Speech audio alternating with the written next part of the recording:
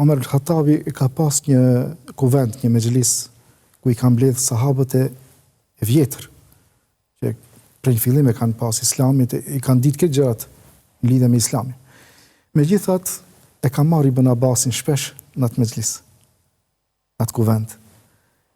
Edhe Ibn Abbasi ka qenë shumë i ri atëherë, shumë, me të vërtetë, një mosh të re, edhe ato sahabët e vjetër i kanë thonë Omer al-Khattabit, po e sjell Ibn Abbasin, jo që ja mohojnë detyrinë, mirë po mosha e tij, do të thonë këto i kanë fëmijët e tyre, i kanë djemtë e tyre, ndoshta edhe më të vjetër se Ibn Abbas.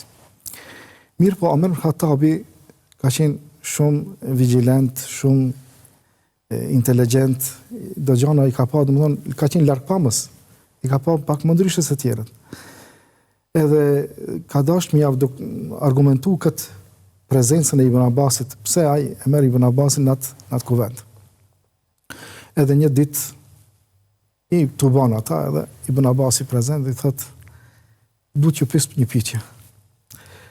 Në lidhje me surën Nasr, idha jaa nasrullahi wal fath, kur vjen ndihma e Allahut, fitoria. Edhe i pyet për këtë surën, çfarë mendoni ju, si e shpjegoni? Ata e shpjegojnë, kur do të vjen fitoria, edhe ndihma e Allahut, do t'i shohësh njerëz se si tufa hin në islam. Andaj ti o i dërguar im, madhroj Allahun me tesbih, me madhrime. E japin këtë shpjegim. Pyet njëri, këtë të gjithë japin të njëjtën përgjigje. I thotë Ibn Abbasit, urna tash ti tregoj kuptimin e kësaj surës. Ai thotë, përpos që thanë këto, kjo sure ka qenë për pejgamberin sallallahu alaihi wasallam para lajmërim se i është afruar vdekja. Një gjë që s'e tha askush, të mëdhej nga sahabët. Thotë, a e dëgjot? A e dëgjot kjo?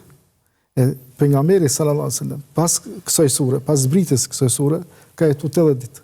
80 ditë. Ka qenë një paralajmërim. Edhe pastaj ato nuk e kundërshtuan, nuk e kontestuan prezencën e Ibn Abbasit në mexhlisin e tyre.